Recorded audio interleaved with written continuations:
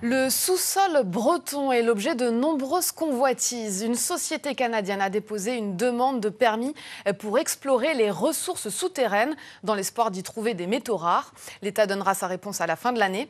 Pendant ce temps, des communes et des habitants se mobilisent contre ce projet du côté d'Hennebont et de Redon. C'est notre question du jour avec Isabelle Rettig et Catherine Bazille. Ce soir-là, 250 personnes ont fait le déplacement jusqu'à Cournon, tout près de la Gacilly. Des habitants du secteur qui veulent en savoir plus sur le projet de recherche minière qui concerne leur territoire, le projet Taranis. Je sais qu'il s'agit de recherche, de prospection minière, voilà, mais je ne sais pas exactement de quoi. On parle de métaux. Il y a une inquiétude, c'est sûr. Alors où en est-on? C'est notre question du jour. À l'initiative de cette réunion, la mairie de Cournon. Je ne veux pas de mine sur la commune de Cournon, je ne veux pas que ma commune soit transformée en gruyère. Mais aussi le collectif Stop Taranis qui regroupe des habitants et des associations opposées au projet. Depuis quelques mois, il ferraille contre le permis exclusif de recherche minière qui concerne 20 communes du secteur de Ruffiac à l'ouest à Sainte-Anne-sur-Vilaine à l'est, en passant par la Gacilly, Bain-sur-Oust ou Cournon. Dans cette petite commune rurale, le maire n'a découvert le projet qu'en mai dernier. J'ai eu vent de ce projet minier par la préfecture, laquelle m'a envoyé un courrier confidentiel qui m'indiquait qu'un projet minier était en cours pour les années à venir. Ça vous a surpris? Totalement surpris, puisque j'avais aucune connaissance d'un tel projet. Je ne savais pas en quoi il consistait, donc forcément j'étais surpris. À l'origine de ce projet, une société domiciliée à Lorient, Braise Ressources. L'objectif qu'elle affiche, inventorier le sous-sol pour repérer la présence de métaux stratégiques. En Europe, on consomme 20% des ressources en métaux mondiales. Et on n'en produit que 3%. Il serait, à mon avis, irresponsable de ne pas se poser la question de la relocalisation de nos ressources. Parce que pour l'instant, en fait, on est des gros consommateurs et on va se fournir dans des pays qui ne sont pas forcément dotés des mêmes lois que nous et qui n'ont pas forcément les moyens de contrôler une telle industrie. Antimoine, cadmium, tungstène, la recherche porterait sur une quarantaine de métaux rares, sans oublier l'or. Car Braise Ressources est une filiale d'Orania Resources, une compagnie dirigée par Keith Barron, un anglo-canadien géologue de métier.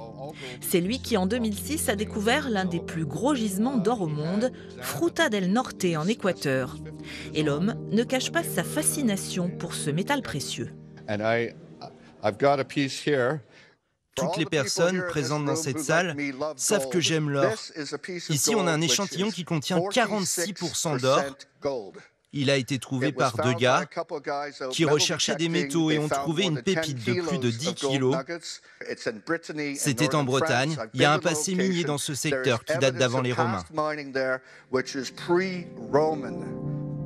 Et oui, il y a bien eu des mines d'or en Bretagne. Pour preuve, ces anciennes galeries situées près de Brain-sur-Vilaine, dans le périmètre du projet Taranis. Ici, on est sur un ancien site minier artisanal. Et c'était exploité avant 40. Et on extrayait de l'or.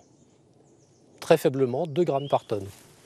Jean Baranger en est sûr, c'est bien l'or qui intéresse Braise Ressources. L'or, ça vaut 85 000 € le kilo. L'antimoine, c'est 10 000 € la tonne, c'est-à-dire 10 € le kilo. C'est beaucoup moins cher, donc ça vaut le coup de chercher de l'or. Mais que ce soit pour de l'or ou des métaux rares, le permis d'exploration pourrait-il un jour déboucher sur un permis d'exploitation? Les membres du collectif en sont certains, le porteur de projet, lui, est plus prudent. Il y a 1 à 5% des projets d'exploration au monde qui aboutissent à une mine. Nos travaux s'inscrivent sur un temps qui est très long, une probabilité de définir un gisement qui est faible et avec des impacts quasi nuls d'un point de vue environnemental.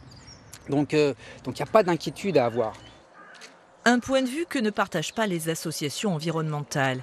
Elles qui anticipent déjà les effets à long terme que pourrait avoir l'exploitation d'une mine sur le territoire.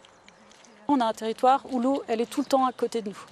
Et les projets miniers, ils vont impacter cette ressource en eau et en particulier notre capacité à se fournir en eau potable. On a déjà des conflits d'usage autour de la ressource en eau.